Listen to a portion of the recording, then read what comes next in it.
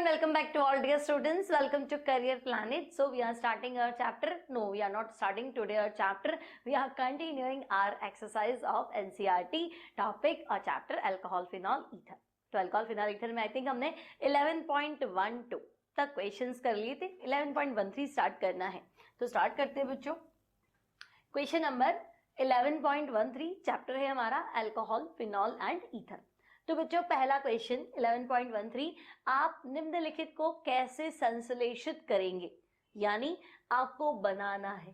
संश्लेषित करना मतलब सिंथेसाइज करना, प्रिपेयर करना है. ठीक है, तो पहला है एक उपयुक्त एल्कीन से 1 फेनिल एथेनॉल. तो मेरी बात ध्यान से सुनना, जो बनाना है सबसे पहले उसको लिख लो. क्या बनाना चाह रहा है वो, तो वो कह रहा है भाई मुझे 1 फेनिल एथेनॉल बना के दे दो. अब ध्यान से सुनना मेरी बात. एथेनॉल मतलब 2 कार्बन, ठीक है, और 2 कार्बन भी लिख दूं. एथेनॉल 2 कार्बन और OH, तो मैं यहां लिख देती हूं OH.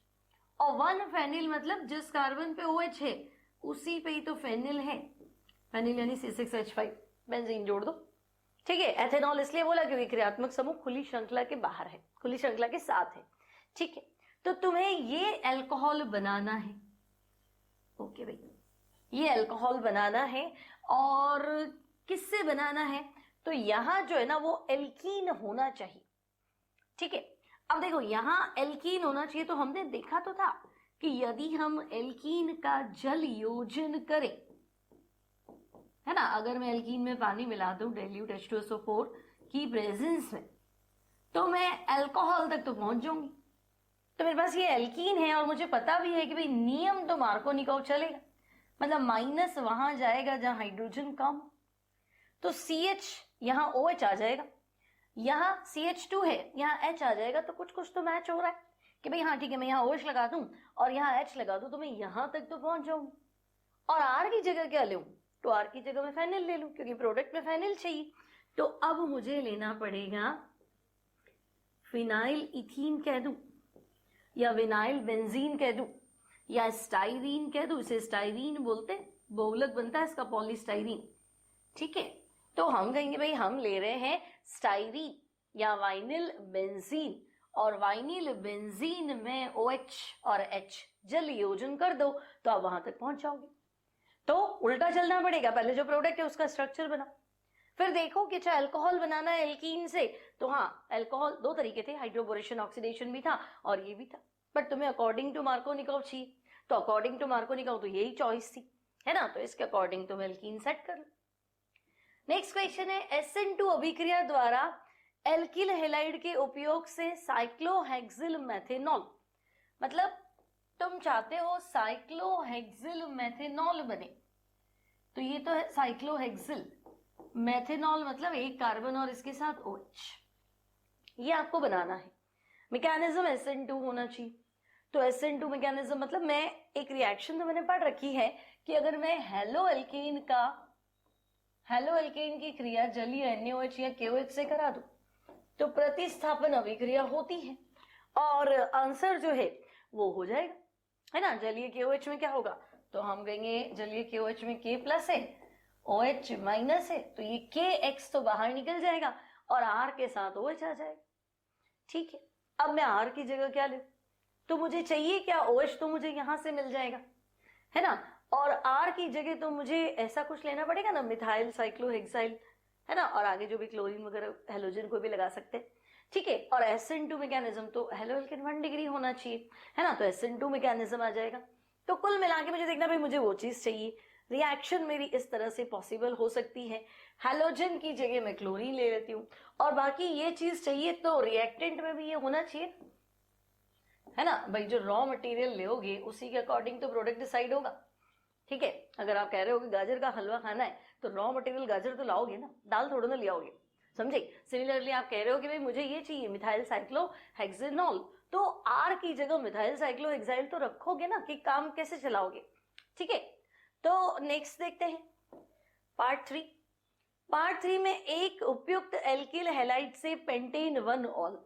अब पेंटेन 1 ऑल बोला है मतलब मेजर प्रोडक्ट पेंटेन 1 ऑल ही चाहिए, तो हम कहेंगे भाई अच्छा पेंटेन 1 ऑल, यानी आपकी चॉइस ये है टोटल कार्बन मुझे चाहिए 5, 1 2 3 4 5, तो ये है पेंटेन 1 ऑल, ठीक है, पेंटेन 1 ऑल। टोटल तो 5 कार्बन होने चाहिए और एक एल्किल हैलाइड, मतलब जो मैं ले रही हूं वो एल्किल हैलाइड होना चाहिए, है ना। और कुछ है क्या मैकेनिज्म अगर थोड़ा सा एक उपयुक्त एल्किल हैलाइड ले लो, आंसर पेंटेन 1 ऑल होना चाहिए।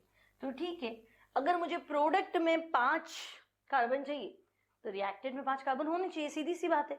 तो मैं कहूंगी अच्छा मतलब पेंटेन तो लेना ही है, ठीक है, हेलो पेंटेन लेना है कुल मिला के, तो मैं कहूंगी ये तो लेना ही है। अब हेलोजन कहां लगाऊं, ठीक है, अब अगर मैं हेलोजन यहां लगा दूं, देखो यहां एक्स लगा दूं, ठीक है, हाइड्रोजन कम करके, तो पेंटेन 2 ऑल बनेगा। यहां लगा दूं तो पेंटेन 3 ऑल बनेगा, यहां वापस 2 ऑल। तो मेरे पास तो सिर्फ एक ही चॉइस है ना, क्या चॉइस है मेरे पास, तो मैं कहूंगी भाई OH कहां से आएगा, तो मैं लिख दूं एक्वस KOH, एक्वस NaOH, कुछ भी ले लो, जल्दी लिखना जरूरी है, ठीक है, प्रतिस्थापन अभिक्रिया है, तो हम कहेंगे हाँ ठीक है। और एक नंबर पे OH चाहिए तो एक नंबर पे क्लोरीन लिख दो, तो यहां तुम्हारा आंसर है 1 क्लोरोपेंटेन। अगर 1 क्लोरोपेंटेन की क्रिया जलीय NaOH से कराओगे बच्चों, या जलीय KOH से कराओगे, तो तुम्हारा आंसर जरूर क्या हो जाएगा, तो हम कहेंगे पेंटेन 1 ऑल, ठीक है। तो सेकंड और थर्ड सेम ही है लगभग। तो ये हो गया हमारा क्वेश्चन नंबर 11.13। नेक्स्ट भी सिंपल ही दिख रहा है, ऐसी 2 अभिक्रियाएं लिखिए जिनसे फिनॉल की अम्लीय प्रकृति प्रदर्शित होती है और फिनॉल की अम्लीयता की तुलना एथेनॉल से कीजिए। तो बच्चों ऐसी रिएक्शन जिसमें फिनॉल एसिडिक नेचर शो कर रहा है, तो मतलब फिनॉल का एक्टिव हाइड्रोजन बाहर निकलना चाहिए। फिनॉल में क्या डालूं, अगर मैं फिनॉल में सोडियम पीस डाल दूं तो हाइड्रोजन गैस बाहर निकल जाएगी, है ना।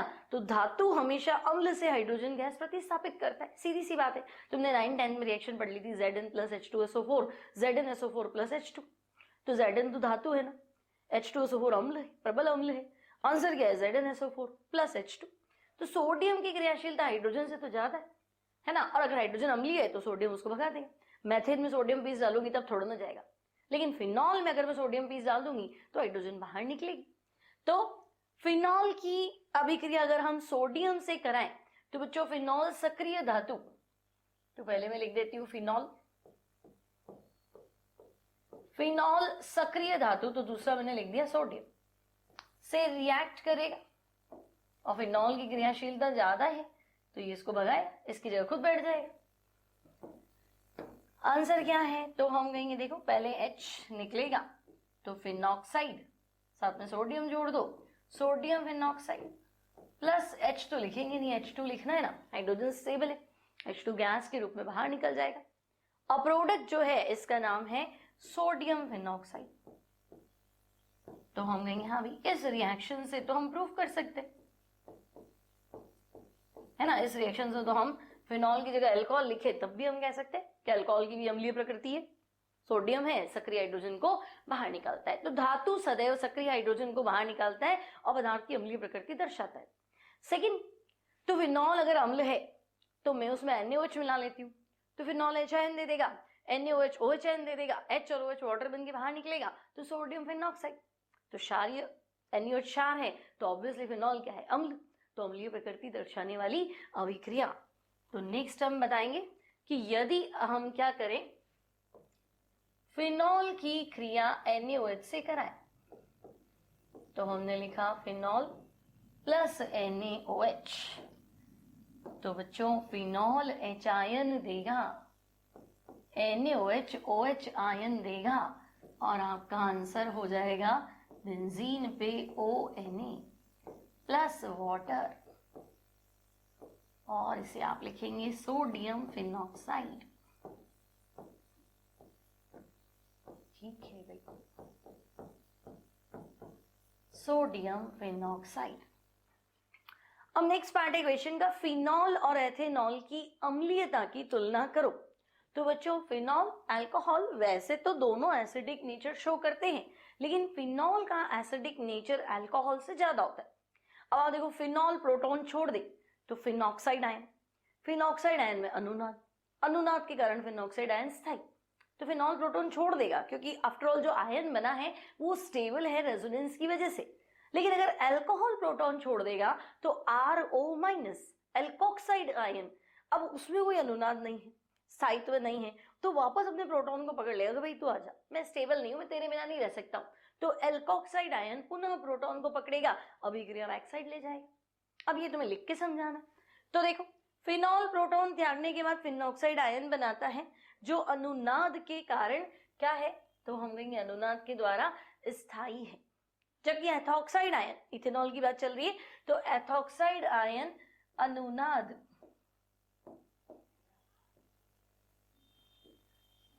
ठीक है, एथॉक्साइड आयन अनुनाद प्रदर्शित नहीं करता है, इसलिए तो हम कहेंगे इसलिए कम स्थायी है। ठीक है, तो फिनॉल की एसिडिक नेचर की बात करें तो वो अल्कोहल से बच्चों ज्यादा होगी। तो हम कहेंगे देखो फिनॉल ले लो, जल ले लो, है ना, प्रोटॉन छोड़ेगा तो एक्सेप्ट कौन करेगा, माध्यम तो रखोगे ना, तो हम कहेंगे ठीक है वाटर ले लो। तो फिनॉल जलीय विलयन में फिनॉक्साइड आयन बनाता है, ठीक है, और ये फिनॉक्साइड आयन स्टेबल है ड्यू टू रेजोनेंस, ठीक है। जबकि अगर मैं अल्कोहल की बात करूं बच्चों, थ्योरी में पढ़ रखा हमने ये सारा टॉपिक, तो अगर मैं अल्कोहल की बात करूं कि भाई अल्कोहल ले ले और साथ में क्या ले ले, वाटर ले ले, जलीय माध्यम ले ले, ठीक है ना, तो एल्कोक्साइड आयन बनेगा तो सही। फिलहाल आपके पास एथेनॉल है ना, तो इथेनॉल लिख देते हैं C2H5, ठीक है, और यहां ये इथॉक्साइड आयन बनाएगा तो सही, लेकिन ये जो एथॉक्साइड आयन है जल के प्रति इतना प्रेम दर्शाएगा क्योंकि ये खुद तो रह नहीं पाएगा, है ना, एथॉक्साइड आयन, ठीक है, तो ये वापस प्रोटॉन को पकड़ेगा और रिएक्शन बैक साइड हो जाएगी, ये आपकी चल लेगी फॉरवर्ड लेकिन ये बैक साइड हो जाएगी, ठीक है। तो हम कहेंगे कि भाई रीजन क्या है कि इसकी बंधुता इसके प्रति क्या है, ज्यादा है ना, रीजन ये अनस्टेबल है। क्यों अनस्टेबल है, कि किसी प्रकार का अनुनाद नहीं है यहां, तो हम कहेंगे नहीं भाई ये स्टेबल है, और स्टेबल क्यों है, क्योंकि इसमें अनुनाद है। तो फिनॉक्साइड अनुनाद के कारण स्थायी, एथॉक्साइड में अनुनाद नहीं है इसलिए स्थायी भी नहीं है, ठीक है। आगे बढ़ते हैं, नेक्स्ट क्वेश्चन है बच्चों हमारे पास, समझाइए ऑर्थोनाइट्रोफिनॉल और ऑर्थोमेथॉक्सीफिनॉल से अधिक अम्लीय क्यों है। तो बच्चों नाइट्रो ग्रुप तो है इलेक्ट्रॉन विड्रॉइंग, इलेक्ट्रॉन लेने वाला समूह है, इलेक्ट्रॉन आकर्षी समूह है, और आपको लिखना है EWG है, इलेक्ट्रॉन विड्रॉइंग ग्रुप है, तो ये इलेक्ट्रॉन खींचेगा, है ना, इलेक्ट्रॉन अगर खींचेगा, ठीक है, ऑर्थो और पैरा पे ही होना चाहिए, तो फिलहाल क्वेश्चन में ऑर्थो ही है, तो अगर ये ऑर्थो स्थिति से इलेक्ट्रॉन घनत्व क्या करेगा, खींचने की कोशिश करेगा, तो उधर फिनॉल पे दबाव पड़ेगा कि भाई एक मांगने वाला आ गया है, तुम्हें प्रोटॉन छोड़ के रिंग को इलेक्ट्रॉन देना पड़ेगा, तो वो प्रोटॉन छोड़ देगा, बोझ पड़ेगा, ऑक्सीजन पे विड्रॉइंग ग्रुप है तो प्रोटॉन छोड़ के फिनॉक्साइड आयन बने, और फिनॉक्साइड आयन विड्रॉइंग ग्रुप अगर लगा है ऑर्थो और पैरा पे तो स्टेबल है। लेकिन अगर मैं मेथॉक्सी की बात करूं बच्चों, तो ये इलेक्ट्रॉन त्यागने की प्रवृत्ति होती है, यानी ये इलेक्ट्रॉन डोनेटिंग ग्रुप है। अब ऑर्थोनाइट्रोफिनॉल में प्रोटॉन की मुक्ति आसान हो जाएगी, ऑर्थोमिथॉक्सीफिनॉल में कठिन हो जाएगी। इसके अतिरिक्त ऑर्थोनाइट्रोफिनॉक्साइड आयन अनुनाद की वजह से स्टेबल है, और ऑर्थोमिथॉक्सीफिनॉक्साइड तो हम कहेंगे नहीं, विड्रॉइंग ग्रुप नहीं, आपके पास डोनेटिंग ग्रुप है, तो दिक्कत हो जाएगी, ठीक है। तो क्योंकि ऋण आवेशित ऑक्सीजन का इलेक्ट्रॉन घनत्व बढ़ने की प्रकृति मेथॉक्सी की इलेक्ट्रॉन मुक्त करने की प्रवृत्ति से क्या है, के कारण है। देखो कैसे, मतलब ये क्या कहना चाह रहा है, तो हम कहेंगे देखो यहाँ पे हमारे पास हो गया फिनॉल, ठीक है, यहाँ है नाइट्रो ग्रुप, आपने कह दिया भाई ये इलेक्ट्रॉन मांग रहा है, तो बच्चों अगर ये विड्रॉइंग है, ये इलेक्ट्रॉन मांग रहा है, तो ये चाहेगा कि ये बॉन्ड यहाँ टूटे, तो ये चाहेगा ये बॉन्ड यहाँ टूटे, तो ये चीज हो गई नेगेटिव, ये चीज क्या हो गई पॉजिटिव, ये ऑक्सीजन एक बार तो इधर लोन पेयर दे देगा, ठीक है, कि भाई पड़ोसी ग्रुप इलेक्ट्रॉन मांगने की प्रवृत्ति है ना, इसको नेगेटिव करके इसको आगे ले जाना है। फिलहाल मैं यही बना रही हूँ, ये नेगेटिव, ठीक है, और ये नाइट्रो ग्रुप, ये आपका ऑक्सीजन एक ही लोन पेयर बनाऊं, एक तो इधर डोनेट कर दिया, ठीक है, और बाकी ये वो। अब क्या होगा, तो बच्चों इसकी एरोमेटिसिटी मेंटेन करनी है ना, डबल बॉन्ड लाना है, और ये माइनस वाला ग्रुप है ना, आप देखो इस नाइट्रो में बटने वाला है अभी, ये एन डबल बॉन्ड हो और ये कोऑर्डिनेट बॉन्ड हो, ये माइनस अभी जाने वाला है इसके साथ, ठीक है, ये एन डबल बॉन्ड हो, ओ पे टूट जाएगा, तो आपका ये ऑक्सीजन तो हो गया नेगेटिव, ठीक है, ये नाइट्रोजन हो गया पॉजिटिव, यहां आ जाएगा डबल बॉन्ड, और इसको मैं हटा देती हूँ, ठीक है ना, ये बॉन्ड शिफ्ट हो गया। वापस देखेंगे, ये nitro group N double bond हो, कोऑर्डिनेट बॉन्ड हो, मतलब आपका ओ नेगेटिव है, ठीक है। आपने कहा यहाँ नेगेटिव आया ना, आया नेगेटिव, लेकिन गायब हो गया तो कैसे, तो देखो ये बॉन्ड टूट गया बच्चों यहाँ, एन डबल बॉन्ड हो, कहाँ टूटा, ओ पे, तो ओ नेगेटिव नाइट्रोजन पॉजिटिव, तो यहाँ जो आपने नेगेटिव लाए हो ना, वो ये डबल बॉन्ड बना देगा, और ये डबल बॉन्ड आपका हट जाएगा ऐसे, ये नाइट्रोजन 4 वैलेंसी के साथ, ठीक है। अब क्या होगा, यहां एरोमेटिसिटी मेंटेन करने के लिए इसको ये प्रोटॉन छोड़ना पड़ेगा, ठीक है, तो यहां प्रोटॉन छोड़ते ही क्या हो जाएगा, तो मैं ये तो एज इट इज बना दूं, डबल बॉन्ड हो गया, एन हो गया, ओ नेगेटिव, चाहे आप कोऑर्डिनेट बॉन्ड बना लो, ये नाइट्रोजन आपका पॉजिटिव, ये दो बॉन्ड एज इट इज, ठीक है। अब क्या हुआ, तो मैंने तुम्हें कहा कि अगर ये प्रोटॉन छोड़ देगा तो ऑक्सीजन वापस क्या हो जाएगा, न्यूट्रल हो जाएगा, क्योंकि 2 इलेक्ट्रॉन आ जाएंगे, तो ये इस तरह से डबल बॉन्ड, और फिर ऑक्साइड आयन बनाओगे तो क्या होगा, तो हम कहेंगे पहले तो ये बॉन्ड यहां स्प्लिट करो, ठीक है, पहले ये बॉन्ड यहां स्प्लिट करो, ये स्ट्रक्चर बनेगा, आगे चलते जाओ, तो फिर यहां डबल बॉन्ड लाने के लिए इसको वापस फिर ऑक्साइड आयन बना दो, तो आपका स्ट्रक्चर कुछ ऐसा हो जाएगा, ओ नेगेटिव, ठीक है, ये double bond N, O negative, ठीक है। अब यहाँ एरोमेटिसिटी आ गई तो ये वापस शिफ्ट हो जाएगा, है ना, ये बढ़ जाएगा आगे, ठीक है।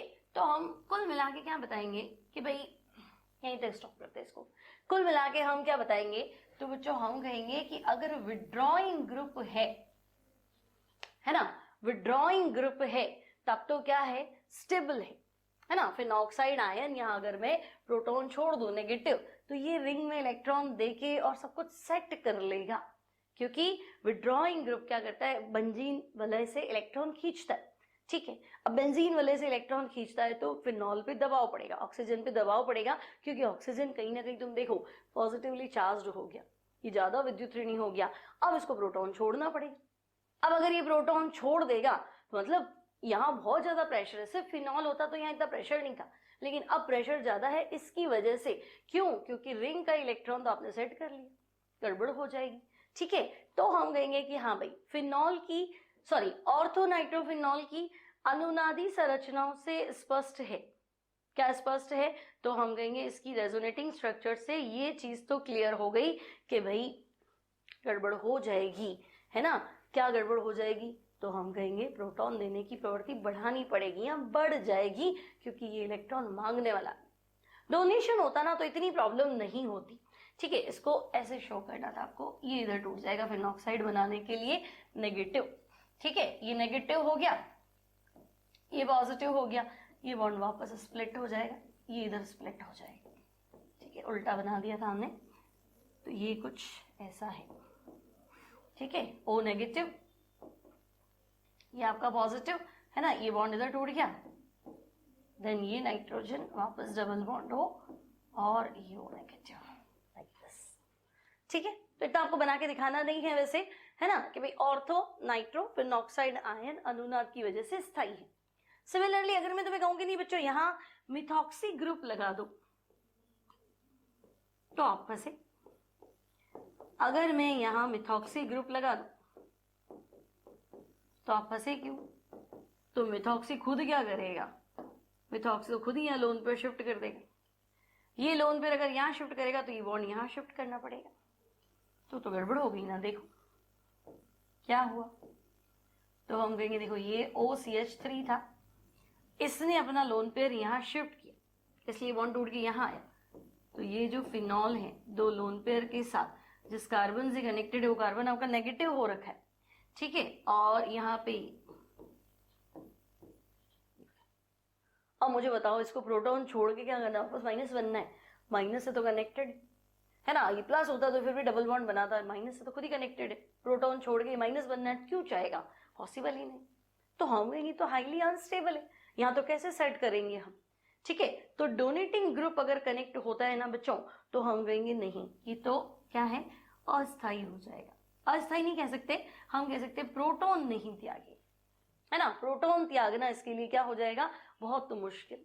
और अगर मैं इसका फिनॉक्साइड बनाऊं, इसमें से प्रोटॉन निकाल दूं, है ना, और ये डबल बॉन्ड तो देखो नेगेटिव चार्ज यहाँ आएगा, तो ये तो ऑलरेडी दो लोन पे रख के बैठा है, इससे कनेक्टेड कार्बन को अगर नेगेटिव कर दिया तो कैसे सेट होगा, है ना, तो स्टेबिलिटी नहीं आएगी। और कुल मिला के कि भाई अगर डोनेटिंग ग्रुप होता है तो वो परेशान करता है, वो प्रोटॉन त्यागने नहीं देता है, विड्रॉइंग ग्रुप होता है तो वो हमारे लिए ठीक है, वो प्रोटॉन त्यागने देगा, एसिडिक स्ट्रेंथ को बढ़ाएगा, फिनॉक्साइड आयन को स्थायी कर देगा। यहां अगर मैं फिनॉक्साइड आयन बनाऊंगी तो वो अनस्टेबल हो जाएगा, ठीक है। आपको बोर्ड एग्जाम्स में ये सब नहीं बना के दिखाना है, आपको थियरी पे आंसर लिखना है, ठीक है।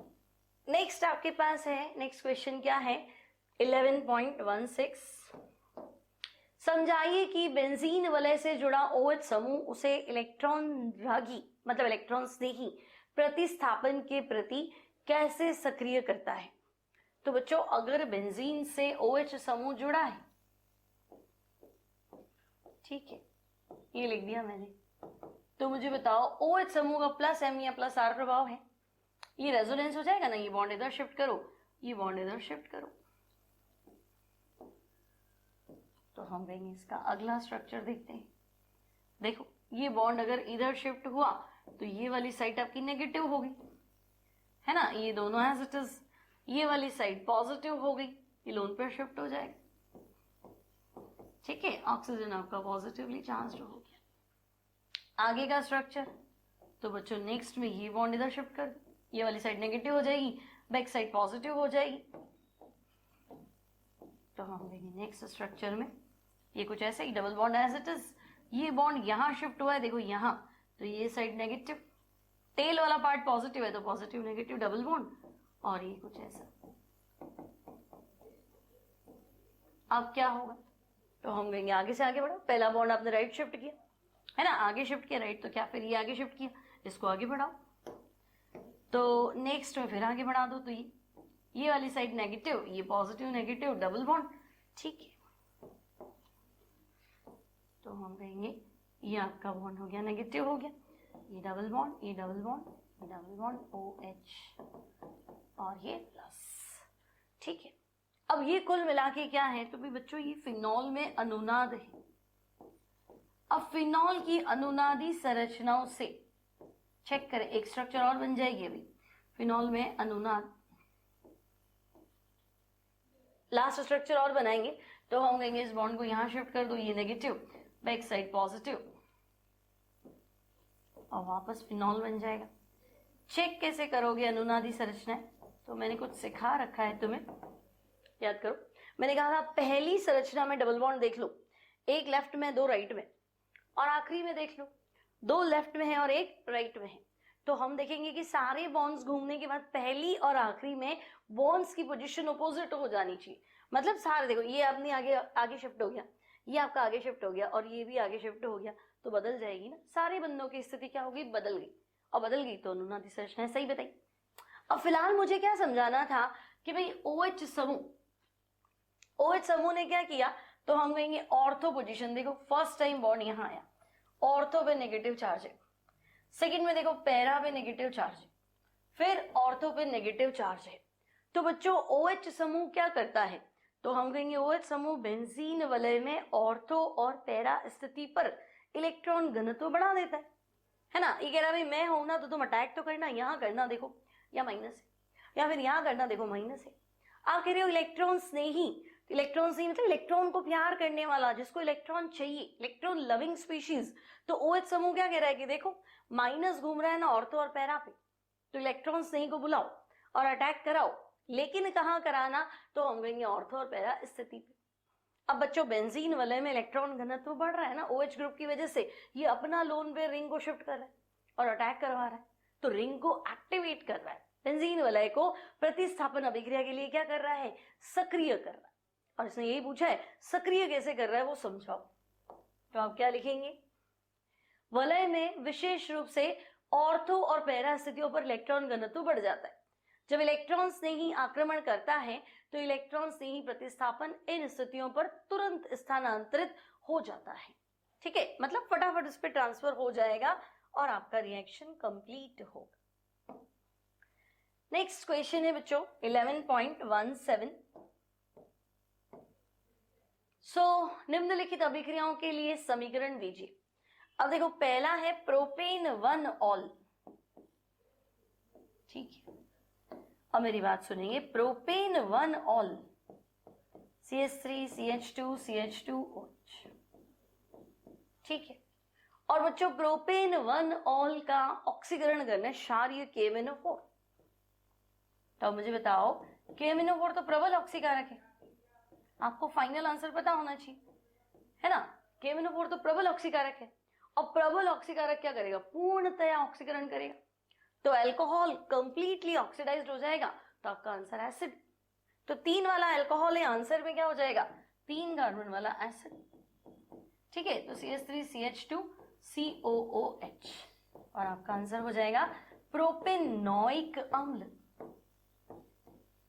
ठीक है, ये आपका आंसर रहेगा प्रोपेनोइक अम्ल। 1 प्रोपेनॉल क्षारीय KMnO4 की प्रेजेंस में ऑक्सीडाइज होके एसिड बनाता है। कैसे हुआ ये चीज, तो देखो मैं अल्कोहल, तो हम कहेंगे अल्कोहल में ना जब ऑक्सीकरण अभिक्रिया होती है प्रबल ऑक्सीकारक की प्रेजेंस में, तो अल्कोहल में एक तो CH बंध टूटता है और एक OH बंध टूटता है। 1 डिग्री अल्कोहल है ना, तो मैं यहाँ पे भी H लिख देती हूँ, तो मैं कहूंगी ठीक है एल्डिहाइड बन जाएगा, है ना। भाई हाइड्रोजन का निकलना भी तो ऑक्सीकरण है, तो ये H और ये H और ऑक्सीजन मिल जाएगा ऑक्सीकारक से, तो वाटर बन के निकल जाएगा, ये एल्डिहाइड, ठीक है। अब बच्चों एल्डिहाइड का ऑक्सीकरण तो बहुत आसान है, तो ये इधर ऑक्सीडाइज्ड होकर क्या बनाएगा, तो हम कहेंगे COH बनाएगा, ठीक है। लेकिन हमें तो डायरेक्ट लिखना था, तो हमें डायरेक्ट लिख दिया प्रोपेनॉल, आंसर क्या है प्रोपेनोइक एसिड। यहां से यहां तभी पहुंच पाओगे जब प्रबल ऑक्सीकारक लेओगे, तो हम लेंगे KMnO4 क्या है, क्षारीय KMnO4 लिया आपने, प्रबल ऑक्सीकारक है, तो आराम से पहुंच जाओगे। तो सीधा आंसर हो जाएगा प्रोपेनॉल से प्रोपेनोइक एसिड, ठीक है।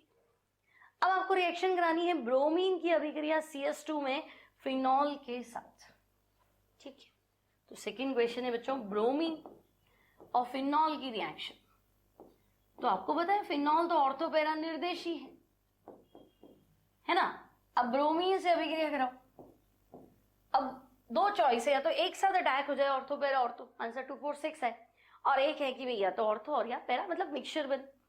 तो आपने यहां माध्यम में लिया CS2 कार्बन डाइसल्फाइड अध्रुवीय विलाय, फिर भी फिनॉल इतना रिएक्टिव है कि इसमें भी रिएक्ट करेगा, है ना। अध्रुवीय है तो रिएक्शन थोड़ी स्लो रहेगी, तो आपका आंसर जो है वो एक बार बनेगा ऑर्थो और एक बार पैरा। तो हम कहेंगे हमारा आंसर बनेगा para bromophenol plus ortho bromophenol, ठीक है। अब बच्चों पैरा ब्रोमोफिनॉल मेजर रहेगा, पैरा प्रोडक्ट्स मेजर रहेंगे और ऑर्थो प्रोडक्ट्स माइनर रहते हैं, सैलिसिल्डिहाइड और सैलिसिलिक अम्ल को छोड़ के, ठीक है। तो हम लेंगे यहां लिख देते हैं मुख्य उत्पाद और यहां लिख देते हैं सह उत्पाद बाय प्रोडक्ट, ठीक है। तो ये होगी फिनॉल की क्रिया ब्रोमीन से CS2, ब्रोमीन जल लिख देता तो फिर आपको 246 बनाना पड़ता। नेक्स्ट तनु HNO3 की फिनॉल से अभिक्रिया। अब फिनॉल की रिएक्शन डाइल्यूट HNO3 से, तो अभिक्रिया तो धीमी है, ठीक है भाई। तो फिनॉल की अभिक्रिया हम कराते हैं तनु HNO3 से,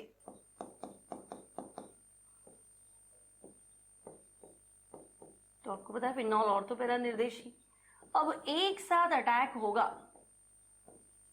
कि 1 by 1 होगा, तो आपने पहले ही कह दिया तनु ले लो, साथ में आपने कुछ लिया नहीं, H2SO4 वगैरह लिया नहीं, और टेम्परेचर रूम टेम्परेचर नहीं लिखा ना उसने, तो रूम टेम्परेचर मतलब 25 डिग्री सेंटीग्रेड यानी 298 केल्विन। तब आपको पता ही है, रिएक्शन याद हो, है ना, ये H और ये OH वाटर, अगर ये H निकला तो नाइट्रो यहाँ अटैक कर लेगा, और ये H निकला तो नाइट्रो यहाँ अटैक कर लेगा। ठीक, तो हम कहेंगे दोनों चांसेस है। तो एक आंसर आपका रहेगा ऑर्थो नाइट्रोफिनॉल और दूसरा आंसर रहेगा पैरा नाइट्रोफिनॉल। ठीक है, तो ऑर्थो नाइट्रोफिनॉल और पैरा नाइट्रोफिनॉल का मिक्सचर बनेगा जब फिनॉल की क्रिया तनु HNO3 से कराएंगे इतने टेम्परेचर पे। नेक्स्ट, तो नेक्स्ट है बच्चों फिनॉल की जलीय NaOH की उपस्थिति में क्लोरोफॉर्म से अभिक्रिया। अब ध्यान रखो NaOH है तो फिनॉल खुद तो अम्ल, तुमने लिया NaOH यानी क्षार, तो पहले तो फिनॉल फिनॉक्साइड आयन बनाएगा। ठीक है, अब क्लोरोफॉर्म से अभिक्रिया कराओगे तो क्लोरोफॉर्म आपको इंटरमीडिएट देगा डाइक्लोरोकार्बीन। ठीक है, अटैक होगा ऑर्थो स्थिति पे, है ना, ऑर्थो प्रोडक्ट मेजर है, पैरा भी बनेगा लेकिन मेजर जो है वो ऑर्थो प्रोडक्ट है यहाँ पे, और यहाँ आपका आंसर है सैलिसिल्डिहाइड यानी ऑर्थो हाइड्रोक्सी बेंजल्डिहाइड। अब लिखेंगे सैलिसिल्डिहाइड। ठीक है, कौन सी अभिक्रिया है बच्चों, तो ये अभिक्रिया है राइमर टिमान अभिक्रिया। ठीक है, अगर आपको याद हो आप लेक्चर देखेंगे उसमें हमने इसको प्रॉपर तरीके से डिस्कस किया है। राइमर टिमान अभिक्रिया आपको सीधा पता होना चाहिए। अच्छा, phenol chloroform KOH, phenol chloroform KOH यानी इंटरमीडिएट से Cl2 है, ऑर्थो साइड पे अटैक करेगा और प्रोडक्ट ऑर्थो हाइड्रोक्सी बेंजल्डिहाइड या सैलिसिल्डिहाइड। ठीक है, तो ये क्वेश्चन था हमारा 11.17। मिलेंगे अगली क्लास में जहां इसके आगे की प्रॉब्लम्स को डिस्कस करेंगे। Till then take care and good bye.